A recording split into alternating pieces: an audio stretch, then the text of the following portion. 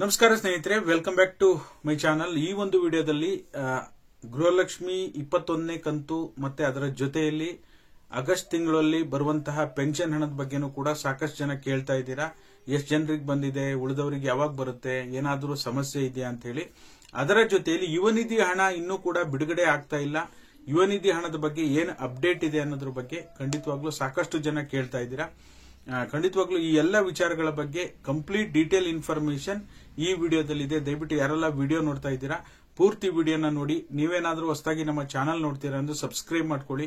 ಹಾಗೆ ಎಲ್ಲರೂ ವಿಡಿಯೋಕ್ಕೊಂದು ಲೈಕ್ ಕೊಡುವ ಮೂಲಕ ಸಪೋರ್ಟ್ ಮಾಡಿ, ಓಕೆನಾ. ಮೊದಲನೇದಾಗಿ ಗೃಹಲಕ್ಷ್ಮಿ ಯೋಜನೆ 21ನೇ ಕಂತು ಏನು ವರಮಹಾಲಕ್ಷ್ಮಿ ಹಬ್ಬಕ್ಕೆ ಅಂದ್ರೆ 8ನೇ ತಾರೀಕು ಜಮಾ ಆಗ್ಲಿಕ್ಕೆ ಶುರುವಾಯಿತು. ನಿಮಗೂ ಕೂಡ ನಾವು ಪ್ರೂಫ್ ಸಮೇತ ನಿಮಗೆ ತಿಳಿಸುವಂತ ಕೆಲಸ ಮಾಡಿದ್ದೇವೆ. ಅದರಲ್ಲೂ ಕೂಡ ಕೆಲವೊಂದು ಜಿಲ್ಲೆಗಳು ಸುತ್ತಮುತ್ತ ಕೆಲವೊಂದು ಜಿಲ್ಲೆಗಳು ಅಂದ್ರೆ ಬೆಂಗಳೂರು ಸುತ್ತಮುತ್ತ ಇರುವಂತಹ ಕೆಲವು ಜಿಲ್ಲೆಗಳಿಗೆ ಮಾತ್ರ ಹಣ ಜಮಾ ಆಗಿರುವಂತದ್ದು. ಅದರ ಜೊತೆಯಲ್ಲಿ ಮಂಡ್ಯ ಜಿಲ್ಲೆಗೂ ಸಹ ಹಣ ಜಮಾ ಆಗಿದೆ. ಉಡುಪಿ, ದಾವಣಗೆರೆ ಜಿಲ್ಲೆ ಕೆಲವೊಂದಿಷ್ಟು ಜನರಿಗೆ ಮಾತ್ರ ಇದುವರೆಗೂ ಸಹ ಹಣ ಜಮಾ ಆಗಿದೆ. ಇದೇನ್ ಅಪ್ಡೇಟ್ ಇದೆ ಇಲ್ಲಿ ಇದುವರೆಗೂ ನಾವು ನಿಮಗೆ ತಿಳಿಸುವಂತ ಕೆಲಸ ಮಾಡಿದ್ದೇವೆ. ಹಾಗಾದ್ರೆ ಉಳಿದವರಿಗೆ ಯಾವಾಗ ಹಣ ಜಮಾ ಸ್ಟಾರ್ಟ್ ಆಗುತ್ತೆ? ನಾವು ರೆಗ್ಯುಲರ್ ಪ್ರೋಸೆಸ್ ಅನ್ನ ಗಮನಿಸ್ತಾ ಹೋದಾಗ ಡಿಬಿಟಿ ಹಣ ಮೊದಲು ಒಂದಿಷ್ಟು ಜನರಿಗೆ ಜಮಾ ಆಗಿ ಮಧ್ಯಂತರ ಸ್ಥಗಿತಗೊಂಡು ಮತ್ತೆ ರೀಸ್ಟಾರ್ಟ್ ಆದಾಗ ಸಾಕಷ್ಟು ಜನರಿಗೆ ಜಮಾ ಆಗಿದೆ. ನಾವು ರೆಗ್ಯುಲರ್ ಪ್ರೋಸೆಸ್ ಅನ್ನ ಗಮನಿಸಿದಾಗ ಇವತ್ತು ಅಥವಾ ಇನ್ನೊಂದು 2-3 ದಿನದಲ್ಲಿ ಮತ್ತೆ ಇನ್ನೂ ಹಲವಾರು ಜಿಲ್ಲೆಗಳಿಗೆ ಜಮಾ ಆಗುತ್ತೆ. ಯಾರು ಕೂಡ ವರಿ ಮಾಡುವಂತ ಅಗತ್ಯ ಇಲ್ಲ. ಯಾಕೆಂದ್ರೆ ಇನ್ನು ಉಳಿದಂತ ನಿಮ್ಮ ಜಿಲ್ಲೆಗೆ ಇನ್ನೂ ಕೂಡ ನಿಮ್ಗೆ ಇನ್ನೂ ಹಣ ಬಂದಿಲ್ಲ ಅಂದ್ರೆ ನಿಮ್ಮ ಜಿಲ್ಲೆಗೆ ಇನ್ನೂ ಕೂಡ ಜಮಾ ಆಗ್ಲಿಕ್ಕೆ ಶುರುವಾಗಿಲ್ಲ ಅಂತ ಹೇಳಿ ಜಮಾ ಆಗಿರುವಂತ ಕೆಲವೊಂದು ಜಿಲ್ಲೆಯಲ್ಲಿ ಕೆಲವೊಂದು ಫಲಾನುಭವಿಗಳಿಗೆ 2ನೇ ಹಂತದಲ್ಲಿ ಏನು ಬಿಡುಗಡೆ ಆಗುತ್ತೆ ಅವಾಗ ನಿಮಗೆ ಜಮಾ ಆಗುತ್ತೆ. ಯಾಕೆಂದ್ರೆ ಡಿಬಿಟಿ ಹಣ ನಿಮಗೆ ಮೊದಲ ಹಂತ, 2ನೇ ಹಂತ, 3ನೇ ಹಂತ ಈ ರೀತಿಯಾಗಿ ಜಮಾ ಆಗುವಂತದ್ದು. 2ನೇ ಹಂತದಲ್ಲಿ ಬಹುತೇಕ ಜನರಿಗೆ ಹಣ ಜಮಾ ಆಗುತ್ತೆ, ಬಹುತೇಕ ಜಿಲ್ಲೆಗಳಿಗೆ ಹಣ ಜಮಾ ಆಗುತ್ತೆ.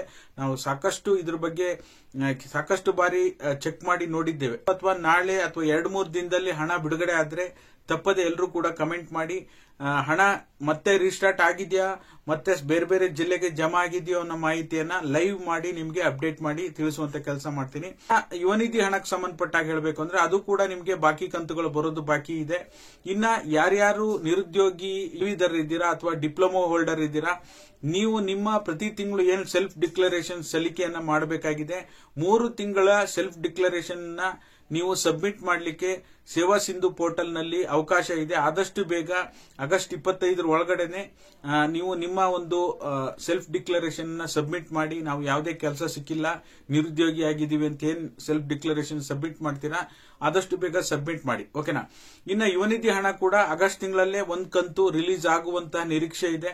ಹಾಗಾಗಿ ಆಗಸ್ಟ್ 25 ಒಳಗಡೆನೆ ತಪ್ಪದೆ ಯುವ ನಿಧಿಯ ಫಲಾನುಭವಿಗಳು ತಪ್ಪದೆ ಸೆಲ್ಫ್ ಡಿಕ್ಲರೇಷನ್ ಸಬ್ಮಿಟ್ ಮಾಡಿ. ಇನ್ನ ಪೆನ್ಷನ್ ಹಣಕ್ಕೆ ಸಂಬಂಧಪಟ್ಟ ಹಾಗೆ ಏನೀಗ ಪೆನ್ಷನ್ ಹಣ ಬಿಡುಗಡೆ ಆಗಿದೆ, ಅದು ಕೂಡ ನಿಮಗೆ ಕಳೆದ ವಾರನೇ ಬಿಡುಗಡೆ ಆರಂಭ ಆಗಿದೆ. ಎಷ್ಟು ಜನರಿಗೆ ಇದುವರೆಗೂ ಸಹ ಜಮಾ ಆಗಿದೆ? ಆಗಸ್ಟ್ ತಿಂಗಳಲ್ಲಿ ಅಂದ್ರೆ ಜುಲೈ ಪೆನ್ಷನ್ ಆಗಸ್ಟ್ ತಿಂಗಳಲ್ಲಿ ಬರುತ್ತೆ. ಆಗಸ್ಟ್ ತಿಂಗಳಲ್ಲಿ ಬರುವಂತಹ ವೃದ್ಧಾಪ್ಯ ವೇತನ ಆಗಿರ್ಬೋದು, ಅಂಗವಿಕಲರ ವೇತನ ಆಗಿರ್ಬೋದು, ಸಂಧ್ಯಾ ಸುರಕ್ಷಾ ವೇತನ ಆಗಿರ್ಬೋದು. ಇವತ್ತು ಕೂಡ ಕಮ್ಯುನಿಟಿ ಪೋಸ್ಟ್ ಹಾಕಿದ್ದೇನೆ. 37% ಜನರಿಗೆ ಮಾತ್ರ ಹಣ ಜಮಾ ಆಗಿರುವಂತದ್ದು. ಇನ್ನೂ ಕೂಡ 63% ಜನರಿಗೆ ಹಣ ಬರೋದು ಬಾಕಿ ಇದೆ. ಅದರಿಂದ ಹಣ ಬಿಡುಗಡೆ ಮಾಡಿರೋದು ಅಂದ್ರೆ ಡಿಬಿಟಿ ಮುಖಾಂತರ ಜಮಾ ಆಗೋದೇ ಹಂತ ಹಂತವಾಗಿ ಜಮಾ ಆಗ್ತಾ ಇದೆ. ಒಮ್ಮೆಲೆ 2-3 ದಿನದಲ್ಲಿ PM ಕಿಸಾನ್ ಹಣ ಯಾವ ರೀತಿಯಾಗಿ ಜಮಾ ಆಗುತ್ತೆ ಆ ರೀತಿ ಜಮಾ ಆಗ್ತಾ ಇಲ್ಲ.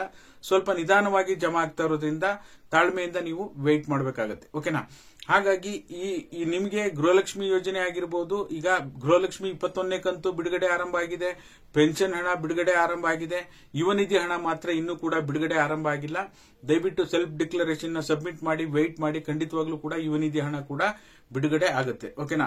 ಈಗಿರುವಂತಹ ಅಪ್ಡೇಟ್ ಅನ್ನ ನಿಮಗೆ ತಿಳಿಸುವಂತ ಕೆಲಸ ಮಾಡಿದ್ದೇನೆ. ವಿಡಿಯೋ ಇಷ್ಟ ಆದ್ರೆ ಲೈಕ್ ಮಾಡಿ, ಶೇರ್ ಮಾಡಿ, ಸಬ್ಸ್ಕ್ರೈಬ್ ಮಾಡಿ. ವಿಡಿಯೋ ನೋಡಿದ್ದಕ್ಕಾಗಿ ಧನ್ಯವಾದಗಳು. Thank you so much for watching.